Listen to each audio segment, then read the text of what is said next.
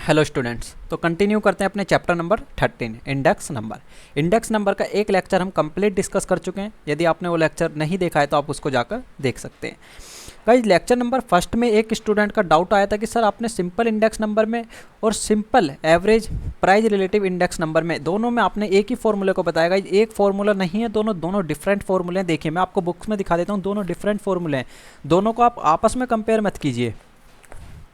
देखिए भाई, यहाँ पे क्या है, ये प्राइस रिलेटिव का सिग्मा है। मैं सिंपल सा कह सकता हूँ, यहाँ पे जो प्राइस रिलेटिव का सिग्मा है, ये मेरे पास जो हम कर रहे हैं प्राइस रिलेटिव का सम कर रहे हैं। लेकिन वहाँ पर जो हमने सम किया है सिंपल एग्रीगेट मेथड में, हमने गाइस देखिए यहाँ पर क्या करा है, सिग्मा P1 इंटू में सिग्मा P0 का सम किया है हमने। यहाँ पर ये सिग्मा P1 का सम है और गाइस देखिए ये P0 का सम है। तो और यहाँ पर गाइस देखिए हमने किसका सम किया है, प्राइस रिलेटिव का सम किया है। तो आप इन दोनों को जो है एक मत समझिए, दोनों डिफरेंट है। यहाँ पर हमने क्या करा है, सबसे पहले प्राइस रिलेटिव को फाइंड आउट किया। प्राइस रिलेटिव को फाइंड आउट करने के लिए मेरे पास फॉर्मूला क्या है, P1 divided by P0 into में 100। जो हमारा फिर PR आया है, हमने उसका सिग्मा किया है डिवाइडेड बाई N। तो इससे हम क्या फाइंड आउट करते हैं, यहाँ पर देखिए simple average of price relative method है ये हमारा फाइंड आउट करने के लिए, किसको, इंडेक्स नंबर को फाइंड आउट करने के लिए। लेकिन जब हम सिंपल एग्रीगेट की बात करते हैं तो मैंने आपको बताया था कि सिर्फ और सिर्फ हम एक वेरिएबल का यूज करके किसको फाइंड आउट कर रहे हैं, इंडेक्स नंबर को फाइंड आउट कर रहे हैं। वो मेरा क्या है, यहाँ पर एक वेरिएबल जो है वो है प्राइस। तो गाइस देखिए, प्राइस को मुझे फाइंड आउट करना है, तो मैं क्या कर रहा हूँ, टोटल कर रहा हूँ किसका, करंट ईयर का प्राइस डिवाइड कर रहा हूँ किससे, बेस ईयर के प्राइस से। तो इन दोनों के गाइस डिफरेंस समझिए। वहाँ पर जो हम सम कर रहे हैं वो प्राइस रिलेटिव का कर रहे हैं, डिवाइड कर रहे हैं किससे, नंबर ऑफ ऑब्जर्वेशन से। लेकिन सिंपल एग्रीगेट मेथड में जो हम इंडेक्स नंबर को फाइंड आउट कर रहे हैं वो किसका यूज करके कर रहे हैं, करंट ईयर के प्राइस को divided by base year price. Clear है। आइए, आज का हमारा टॉपिक है यहाँ पर जो हमें डिस्कस करना है, कंज्यूमर प्राइस इंडेक्स। अब गाइस देखिए, कंज्यूमर प्राइस इंडेक्स को यहाँ पर डिस्कस करना है हमें। आइए, या मैं कह सकता हूँ कंज्यूमर प्राइस इंडेक्स का अदर नेम क्या होता है मेरा, कॉस्ट ऑफ लिविंग इंडेक्स।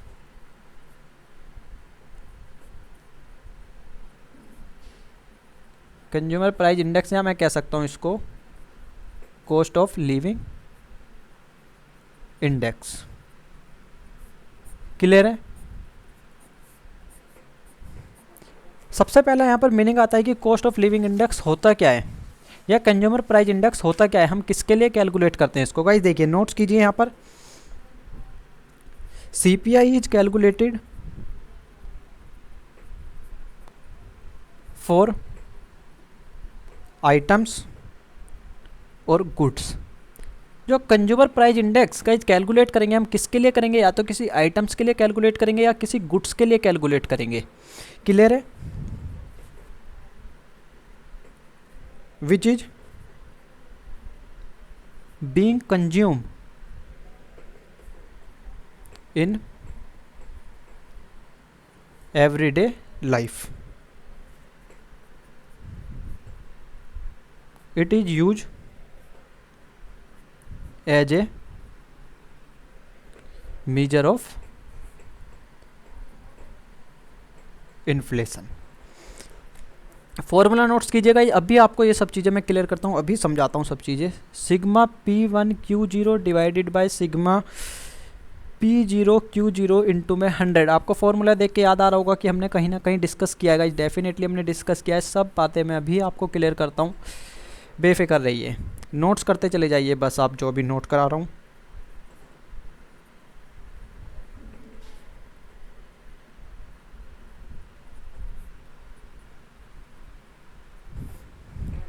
देखिए, सबसे पहली बात आती है यहाँ पर consumer price index. What is consumer price index. Consumer price index क्या होता है यहाँ पर, consumer price index is calculated for item और गुड्स। हम किसके लिए कैलकुलेट करेंगे उसको, आइटम्स के लिए कैलकुलेट करेंगे या गुड्स के लिए कैलकुलेट करेंगे। फॉर व्हाट आइटम, गाइस देखिए, which is being to consume in everyday life. जो कंज्यूम होते हैं किस में, एवरीडे लाइफ में कंज्यूम हो रहे हैं, डे टू डे लाइफ में कंज्यूम हो रहे हैं। लाइक मैं कह सकता हूँ मिल्क है, यहाँ पर वीट है, राइस है, उसके लिए हम क्या कर रहे हैं, यहाँ पर कंज्यूमर प्राइस इंडेक्स को कैलकुलेट करते हैं। कंज्यूमर प्राइस इंडेक्स का हम यूज़ करते हैं, it is use as a measure of inflation. यदि गाइस मुझे इन्फ्लेशन को फाइंड आउट करना है, अपनी कंट्री के इन्फ्लेशन को मुझे मेजर करना है तो मैं किसका यूज करता हूँ, कंज्यूमर प्राइस इंडेक्स का यूज करता हूँ। ध्यान रखिएगा इन्फ्लेशन क्या है, इन्फ्लेशन का मीनिंग होता है महंगाई, कि कोई प्रोडक्ट मुझे 5 रुपीज़ का अवेलेबल हो रहा था, अब वो सेम प्रोडक्ट मुझे 7 रुपीज़ का अवेलेबल हो रहा था, 2 रुपीज़ से क्या हुआ यहाँ पर महंगाई हो गई है। तो ये मेरा क्या कहलाता है, इन्फ्लेशन कहलाता है। इन्फ्लेशन काफ़ी रीजन से होता है गाइस, इन सब बातों को मैं आपके लिए एक लेक्चर लेकर आऊँगा, वो आपके लिए भी हेल्पफुल होगा, 12th क्लास वाले के लिए भी हेल्पफुल होगा, या कोई बीकॉम का स्टूडेंट्स उसे देख रहा है तो उसके लिए भी वो डेफिनेटली हेल्पफुल होगा। तो गाइस सबके साथ उसको शेयर कीजिएगा, इन्फ्लेशन से रिलेटेड कंप्लीट आपको नॉलेज उस लेक्चर में अवेलेबल हो जाएगी। अभी आप सिंपल सा यहाँ पर मीनिंग ध्यान रखिए, इन्फ्लेशन का मीनिंग क्या होता है, यहाँ पर महंगाई होता है। हमारी कंट्री के लिए गाइस इन्फ्लेशन जरूरी है, इसलिए कोई भी गाइस यहाँ पर डेवलपिंग कंट्री है, मैं अपनी इंडिया की बात करता हूँ तो इन्फ्लेशन रेट गाइस यहाँ पर क्या है, गवर्नमेंट के अकॉर्डिंग 4% और यहाँ पर कितना है ±2%। तो भाई ये नहीं है कि महंगाई नहीं होगी, डेफिनेटली होगी। गवर्नमेंट के अकॉर्डिंग भी कितनी महंगाई हो सकती है, 4% ±2, कि या तो ये 6% तक भी जा सकती है और ये 2% तक भी रह सकती है। यदि किसी भी कारण से किसी प्रोडक्ट का प्राइस 4% से लेकर 6% तक इंक्रीज नहीं होता तो उसको गवर्नमेंट ज़बरदस्ती इंक्रीज कराएगी। क्लियर है। तो इन्फ्लेशन ज़रूरी है किसी भी कंट्री के लिए, लेकिन इन्फ्लेशन किन किन रीजन से होता है, क्यों होता है, क्या इफेक्ट पड़ते हैं, उन सबको मैं आपके एक लेक्चर में आपके साथ डिस्कस कर लूँगा। आपके कोर्स के लिए रेलिवेंट नहीं है, लेकिन आपकी नॉलेज को जरूर वो इंक्रीज कर देगा, तो इसलिए उस लेक्चर को डेफिनेटली देखिएगा। तो इन्फ्लेशन का यहाँ पर मीनिंग क्या होता है, महंगाई। कंज्यूमर प्राइस इंडेक्स को हम यूज करते हैं महंगाई को कैलकुलेट करने के लिए, मैं सिंपल कह सकता हूँ इन्फ्लेशन को कैलकुलेट करने के लिए हम इंडेक्स नंबर का यूज करते हैं, कंज्यूमर प्राइस इंडेक्स का, इंडेक्स नंबर का नहीं, सॉरी, कंज्यूमर प्राइस इंडेक्स का। एक और करते हैं यहाँ पर हम होलसेल प्राइस इंडेक्स का भी यूज करते हैं इन्फ्लेशन को कैलकुलेट करने के लिए, अभी हम उसको भी डिस्कस कर लेंगे। गाइस देखिए कंज्यूमर प्राइस इंडेक्स का यहाँ पर फॉर्मूला क्या होता है, देखिए sigma P1Q0 divided by sigma P0 Q0 into में 100। गाइस देखिए हमने डिस्कस किया था, किस में किया था ये फॉर्मूला, हमने डिस्कस किया था, सेम फॉर्मूला है हमने किया था लास्ट पेयर मेथड में, वेटेड प्राइस इंडेक्स को फाइंड आउट करने के लिए हमने देखा था गाइस लास्ट पेयर मेथड, उसमें हमने ये सेम फॉर्मूला जो है डिस्कस किया था। तो गाइस ये मेरा क्या फॉर्मूला होता है, कंज्यूमर प्राइस इंडेक्स का फॉर्मूला होता है। देखिए तो CPI क्या होगा, ये ऑलवेज वेटेड इंडेक्स होगा गाइस। जो मेरा कंज्यूमर प्राइस इंडेक्स है वो क्या है, यहाँ पर वेटेड इंडेक्स है। क्योंकि वेटेड इंडेक्स क्यों है गाइस, देखिए हमने वेटेड इंडेक्स डिस्कस किए थे, हमने उसमें 3 मेथड डिस्कस किए थे। फर्स्ट हमने देखा था लास्ट पेयर, सेकंड पास्ट चे और फीचर्स हमने मेथड डिस्कस किया था। तो ये किसका फॉर्मूला है यहाँ पर, लास्ट पेयर्स का, और लास्ट पेयर्स क्या है यहाँ पर मेरा एक वेटेड इंडेक्स है। क्लियर है। तो CPI भी मेरा क्या होगा, एक वेटेड इंडेक्स होगा। ये बात आपको क्लियर होनी चाहिए। आइए अब गाइस देखिए यहाँ पर मेरे पास 2 मेथड अवेलेबल होते हैं। फर्स्ट मेथड को तो मैं आपके साथ डिस्कस कर चुका हूँ, इस मेथड का नाम क्या है, मैं नोट कर लीजिए इस बात को आप यहाँ पर, एग्रीगेटिव एक्सपेंडिचर मेथड। ये हमारा फर्स्ट मेथड है गाइस, किसको, कंज्यूमर प्राइस इंडेक्स को फाइंड आउट करने के लिए, मैं कह सकता हूँ कॉस्ट ऑफ लिविंग इंडेक्स को फाइंड आउट करने के लिए जो मेरे पास फर्स्ट मेथड आता है वो आता है एग्रीगेटिव एक्सपेंडिचर मेथड। क्लियर है। जो मैं आपके साथ यहाँ पर डिस्कस कर चुका हूँ, अभी इससे रिलेटेड एग्जाम्पल भी डिस्कस करेंगे, आपको क्लियर हो जाएगा। जो मेरा सेकेंड मेथड आता है गाइस, देखिए वो सेकेंड मेथड क्या है यहाँ पर, फैमिली बजट मेथड। अब गाइस देखिए इस मेथड को भी आपको देख के लगेगा कि हमने कहीं ना कहीं इसको डिस्कस किया है, डेफिनेटली हमने डिस्कस किया। गाइस देखिए CPI को फैमिली बजट मेथड क्या होता है गाइस, मेरा सिंपल सा मैं कह सकता हूँ sigma RW divided by sigma W। Clear है। W क्या होगा यहाँ पर, मेरा वेट है, और R क्या है गाइस, मेरा प्राइस रिलेटिव। क्लियर है। हमने डिस्कस किया था गाइस, अच्छे से डिस्कस किया था। तो यहाँ पर सेम फॉर्मूला अप्लाई होता है किसमें, फैमिली बजट मेथड में। किसको फाइंड आउट करने के लिए, मुझे कंज्यूमर प्राइस इंडेक्स या कॉस्ट ऑफ लिविंग इंडेक्स को मुझे फाइंड आउट करना है। तो मेरे पास 2 फॉर्मूले अवेलेबल हैं। आपसे क्वेश्चन में जो फॉर्मूला डिमांड करेगा उसके अकॉर्डिंग आपको कंज्यूमर प्राइस इंडेक्स को कैलकुलेट करना होगा। या तो वो कह सकता है एग्रीगेटिव मेथड से बताइए, एग्रीगेटिव एक्सपेंडिचर मेथड, या सेकंड आता है मेरा फैमिली बजट मेथड। दोनों मैंने आपके साथ डिस्कस कर चुका हूँ। आइए एग्जाम्पल देखते हैं किस तरीके से हम इसको कैलकुलेट कर सकते हैं। आइए एग्जाम्पल गाइस, मैं आपकी बुक का ही एग्जाम्पल को जो है यहाँ पर डिस्कस कर लेता हूँ। देखिए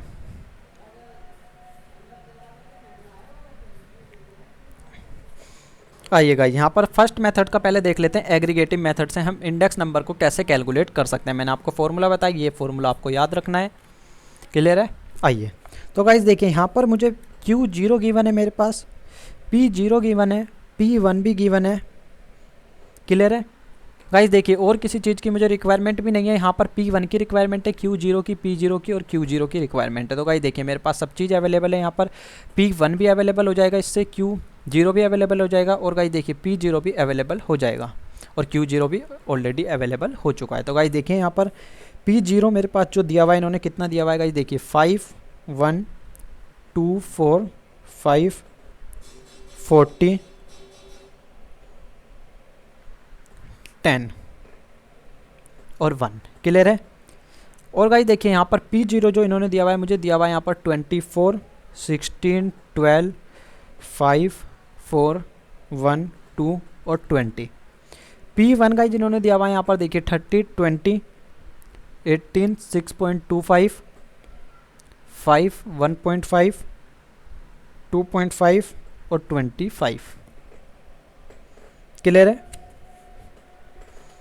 आइए अब गाइस देखिए मुझे यहाँ पर क्या फाइंड आउट करना है, सिंपल सा मैं कह सकता हूँ मुझे फाइंड आउट जो करना है गाइस देखिए यहाँ पर क्या फाइंड आउट करना है। सबसे पहले P1 Q0 मुझे फाइंड आउट करना है, तो गाइस कर लीजिए यहाँ पर P1 Q0 यानी देखिए P1 ये रहा, Q0 ये रहा, इनके आपस में क्या करनी है मुझे मल्टीप्लाई करनी है। तो गाइस देखिए ये कितना आ जाएगा यहाँ पर 5 दिया 15 150। गाइस देखिए ये कितना हो गया 16, इसके मल्टीप्लाई करता हूँ तो गाइस देखिए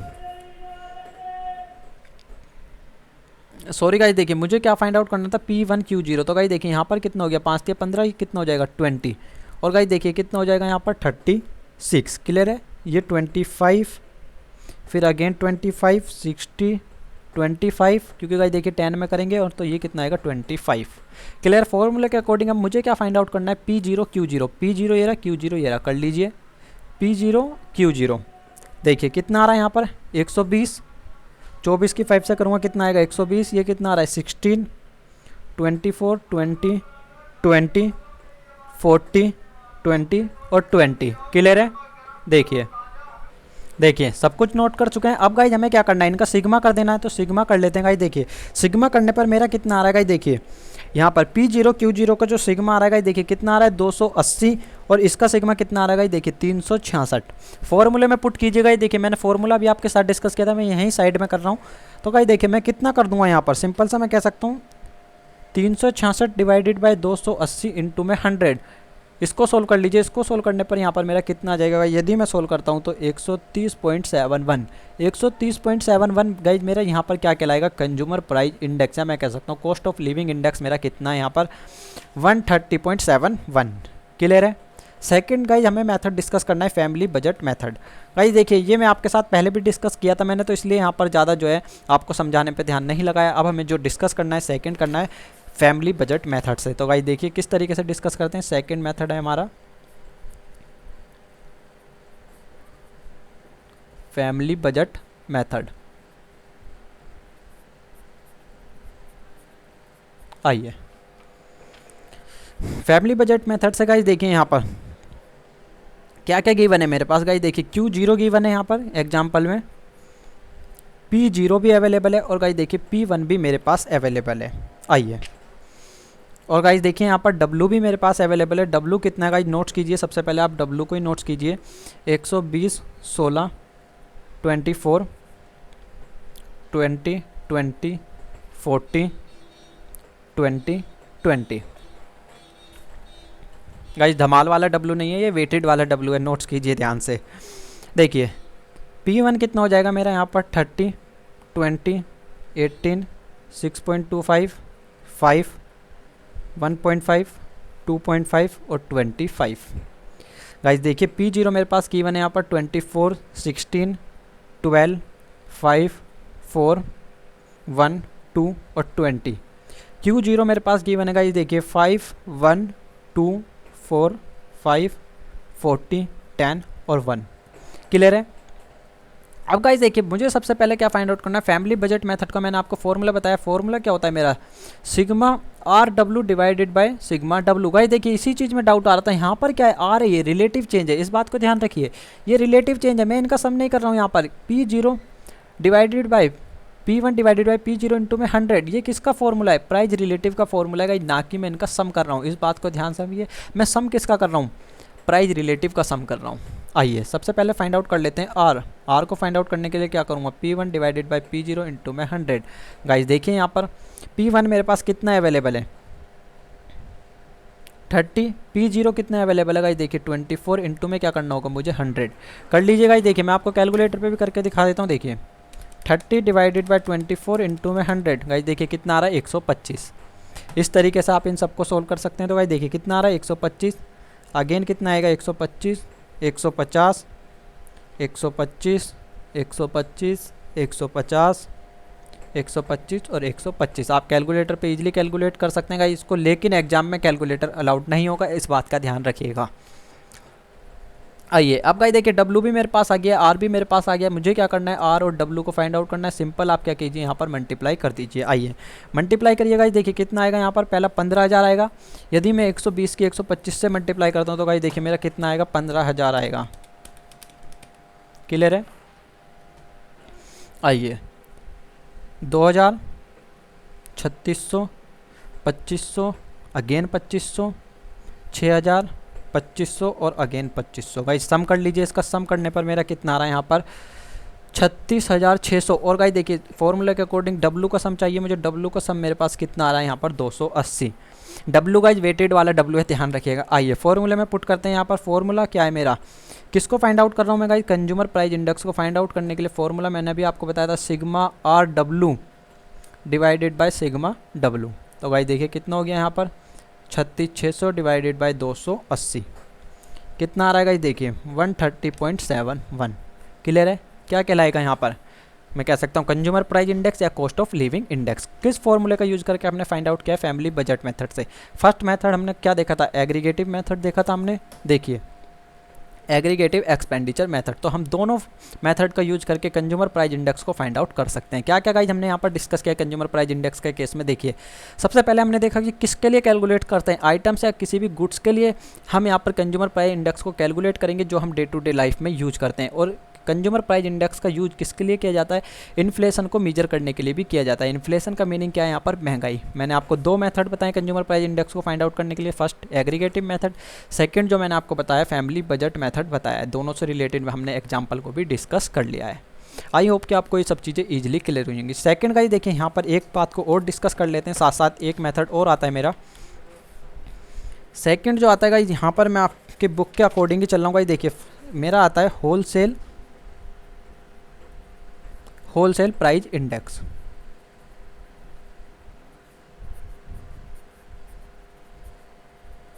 होलसेल प्राइस इंडेक्स को और हमें डिस्कस करना है गाइस। देखिए शॉर्ट में हम क्या कह सकते हैं इसको, WPI wholesale price index. Guys देखिए होलसेल प्राइस इंडेक्स को हम क्यों कैलकुलेट करते हैं, रिलेटिव मेजर करते हैं हम, रिलेटिव जो भी चेंजेस आए उसको कैलकुलेट करने के लिए हम क्या करते हैं, होलसेल प्राइस इंडेक्स को कैलकुलेट करते हैं। गाइस देखिए सबसे डेफिनेशन नोट्स कर लीजिए आप, 1 मार्क्स में पूछ सकता है आपसे। आइए WPI measures the relative change. Relative change की डेफिनेशन में आपको फर्स्ट लेक्चर में ही क्लियर कर दी थी कि रिलेटिव चेंज का मीनिंग क्या होता है।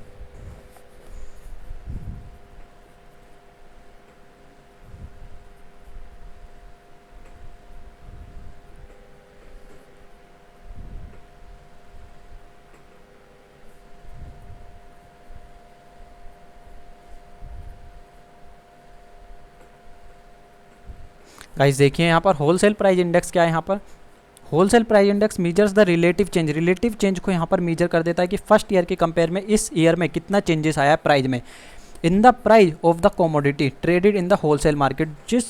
जो कमोडिटी का यहाँ पर मीनिंग क्या है, कोई भी गुड्स हो सकता है, कमोडिटी यानी वस्तु जिसको भी हम सेल्स या परचेज कर रहे हैं इन होलसेल मार्केट में, जिसको भी हम सेल्स या परचेज कर रहे हैं उसके प्राइस में कितना चेंज आया फर्स्ट ईयर के कंपेयर में। गाइस मैं कहता हूँ कि 2019 में राइस का प्राइस सिर्फ और सिर्फ गाइस यहाँ पर मान के चल रहे हैं, ये मत कीजिएगा कि एक्चुअल में इतना नहीं होता है, ठीक है। मान के चलता हूँ 20 था और गाइस 2020 में कितना हो गया, यहाँ पर 25 रुपीज़ हो गया। तो हम कह सकते हैं कि 2019 के कंपेयर में कितना हो गया गाइस, 5 रुपये से क्या हुआ कि ये इंक्रीज हो गया है। तो ये मेरा क्या कहलाता है गाइस, प्राइस रिलेटिव कहलाता है। तो होलसेल प्राइस इंडेक्स का मीनिंग क्या है कि प्राइस रिलेटिव को यहाँ पर रिलेटिव चेंजेस को कैलकुलेट करता है किसमें, प्राइस ऑफ कमोडिटी जो कि होलसेल मार्केट में ट्रेड हो रही है। अब गाइस देखिए यहाँ पर कोई भी फॉर्मूला नहीं हो तो सिर्फ और सिर्फ क्या करती है गवर्नमेंट, कुछ अजम्पशन पे इसको कैलकुलेट करती है। गवर्नमेंट क्या करती है गाइस यहाँ पर तीन सेक्टर का यूज करके यहाँ पे कुछ आइटम्स को जो है सिलेक्ट करती है, उनके बेसिस पे होलसेल प्राइस इंडेक्स को कैलकुलेट करती है। मैं आपको बता देता हूँ गाइस, देखिए आपको क्या ध्यान रखना है। यहाँ पर हमारे पास कुछ आइटम्स अवेलेबल होते हैं गाइस। देखिए यहाँ पर गवर्नमेंट क्या कर रही है, तीन सेक्टर का यूज करके तीनों सेक्टर से क्या करती है, कुछ प्रोडक्ट्स को सिलेक्ट करती है, उन प्रोडक्ट को लेकर होलसेल प्राइस इंडेक्स को कैलकुलेट करती है। गाइस देखिए फर्स्ट जो मेरा आता है यहाँ पर, मैं कह सकता हूँ फ्यूल एंड पावर आता है। सेकंड गाइस देखिए यहाँ पर आता है मेरा मैन्युफैक्चरिंग प्रोडक्ट हो गए गाइस जो। थर्ड गाइस देखिए मेरा आता है प्राइमरी आर्टिकल। अभी तीनों को डिस्कस कर लेंगे कि गाइस तीनों में कौन कौन से आइटम को इंक्लूड किया जाता है। यहाँ पर फ्यूल एंड पावर में क्या क्या इंक्लूड होगा, मैन्युफैक्चरिंग प्रोडक्ट में क्या क्या इंक्लूड होगा, और गाइस देखिए प्राइमरी आर्टिकल में क्या क्या इंक्लूड होगा। तो गाइस इन तीनों सेक्टर से क्या किया जाता है कि कुछ आइटम्स को सिलेक्ट किया जाता है, उसके बेसिस पे होलसेल प्राइस इंडेक्स को कैलकुलेट किया जाता है। आपसे कोई भी यहाँ पे न्यूमेरिकल नहीं पूछेगा, सिर्फ और सिर्फ पूछ सकता है तो क्या पूछ सकता है, थ्योरी पूछ सकता है होलसेल प्राइस इंडेक्स में से। तो गाइस ध्यान रखिएगा कितने आइटम्स को सिलेक्ट किया जाता है गाइस, 697 आइटम को सिलेक्ट किया जाता है गाइस। मैं किसके अकॉर्डिंग बता रहा हूँ यहाँ पर, 2020 के अकॉर्डिंग बता रहा हूँ आपको, क्योंकि आपकी बुक्स में जो है डिफरेंट आइटम अवेलेबल हो सकते हैं। गाइस देखिए कितना कितना परसेंटेज है, आप यहाँ पर प्राइमरी आर्टिकल में से जो डेटा को कलेक्ट किया जाता है गाइस 22.02% किया जाता है। और गाइस देखिए फ्यूल एंड पावर से कितना किया जाता है, 14.23 किया जाता है। और मैन्युफैक्चरिंग प्रोडक्ट से कितने को कलेक्ट किया जाता है गाइस, देखिए 63.23% डेट यहाँ से आइटम्स को कलेक्ट किया जाता है। तो गाइस इसमें से इतने इतने आइटम को कलेक्ट किया जाता है, टोटल कितने यहाँ पर 697 आइटम्स है। तो आप अभी इनकी परसेंटेज निकाल सकते हैं अपने अकॉर्डिंग। गाइस जो मैंने ये सर्कल ड्रॉ किया है, आप इसके अकॉर्डिंग मत कीजिएगा, जो ये एक्चुअल परसेंटेज है आप इनको नोट्स अच्छे से कर लीजिएगा बनाकर। 63%, 63.23 किस में से लेते हैं, मैन्युफैक्चरिंग प्रोडक्ट को सिलेक्ट करते हैं। 22.02 किसको करते हैं, प्राइमरी आर्टिकल को सिलेक्ट करते हैं। वहाँ पर प्राइमरी आर्टिकल में जो भी प्रोडक्ट कवर होंगे, अभी मैं आपको बता देता हूँ कौन कौन से प्रोडक्ट कवर होंगे। एंड फ्यूल एंड पावर में से कितना लेते हैं, 14.23। जो मैं ये डेटा बता रहा हूँ आपको एक्चुअल डेटा गाइस 2020 के अकॉर्डिंग बता रहा हूँ, ये नहीं है गाइस आपकी बुक्स में जो है डिफरेंट डेटा अवेलेबल हो सकता है। आइए क्या क्या इंक्लूड करते हैं गाइस, देखिए मैं आपको दिखा देता हूँ। देखिए प्राइमरी आर्टिकल में गाइस देखिए क्या क्या इंक्लूड होगा, यहाँ पर फ्रूट्स पल्सीज हो सकती हैं, वेजिटेबल हो सकते हैं guys, non food article like cotton, jute, metal, इन सबको हम कहाँ कवर करेंगे गाइस, प्राइमरी आर्टिकल में कवर करते हैं। अब गाइस देखिए इसमें कितना दे रखा है, 22.22, लेकिन एक्चुअल में 22.22 नहीं है, 22.62 है। हम किसके अकॉर्डिंग बात कर रहे हैं यहाँ पर, 2020 में मैं आपसे बात करता हूँ। तो ये सब मैंने देखिए गाइस साइड में नोट्स भी कर रखा है। गाइस देखिए फ्यूल एंड पावर के केस में किस किस को हम इंक्लूड करेंगे गाइस, देखिए जैसे कोयल हो गया, पेट्रोल हो गया, मेरा पेट्रोलियम प्रोडक्ट, इलेक्ट्रिसिटी और एलपीजी, क्लियर है। इन सबको कहाँ इंक्लूड करते हैं हम, फ्यूल एंड पावर में इंक्लूड करेंगे। फ्यूल एंड पावर नहीं होता गाइस, जो पावर होता है, ध्यान रखिएगा। मैन्युफैक्चरिंग में गाइस देखिए मैन्युफैक्चरिंग प्रोडक्ट में हम किसको इंक्लूड कर सकते हैं, जिसको मैं यूज़ कर रहा हूँ मैन्युफैक्चर करने के लिए किसी भी प्रोडक्ट को। गाइस देखिए जैसे मेरा मशीनरी हो गया, शुगर हो गया, टेक्सटाइल हो गई, केमिकल इंडस्ट्री हो गई, क्लियर है, लेदर इंडस्ट्री हो गई, ये सब मेरे क्या कहलाते हैं, मैन्युफैक्चरिंग प्रोडक्ट कहलाते हैं। तो आप इन सब बातों को ध्यान रखिएगा, सिर्फ और सिर्फ इनसे ही रिलेटेड आपसे क्वेश्चन पूछ सकता है होलसेल प्राइस इंडेक्स में से, बाकी कुछ नहीं पूछेगा, क्योंकि यहाँ से कोई भी न्यूमेरिकल जो है अराइज ही नहीं होता। सिर्फ और सिर्फ आपको थ्योरी इसकी क्लियर होनी चाहिए। गाइस जब जो भी थ्योरी बची है ना इंडेक्स नंबर के केस में, वो मैं आपके साथ नेक्स्ट लेक्चर में डिस्कस कर लूँगा, डोंट वेरी। और गाइस देखिए एक बात और, यहाँ पर होलसेल प्राइस इंडेक्स को भी हम यूज़ करते हैं, लिख लीजिए, it is use to measure inflation. Guys देखिए इन्फ्लेशन को यदि हमें मेजर करना है तो मैं किसके थ्रू भी मेजर कर सकता हूँ, इसके होलसेल प्राइस इंडेक्स के थ्रू भी मैं इसको मेजर कर सकता हूँ।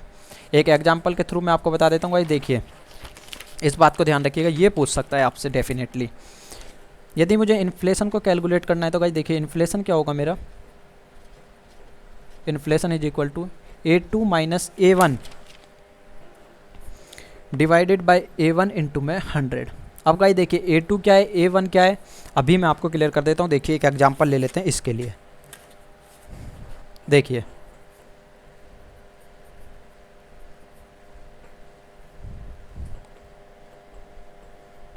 गाइस देखिए इफ़ होलसेल प्राइस इंडेक्स, क्योंकि गाइस देखिए होलसेल प्राइस इंडेक्स में न्यूमेरिकल राइज नहीं होते, तो इसलिए आपको क्या करेगा, होलसेल प्राइस इंडेक्स देके क्या कहेगा कि आप इन्फ्लेशन कैलकुलेट कर दीजिए।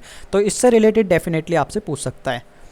देखिए if wholesale price index for week first week का गाइस देखिए मुझे होलसेल प्राइस इंडेक्स गिवन है 200। एंड गाइस देखिए होलसेल प्राइस इंडेक्स मुझे गिवन है किसका, यहाँ पर सेकंड वीक का गिवन है, कितना है गाइस देखिए 250।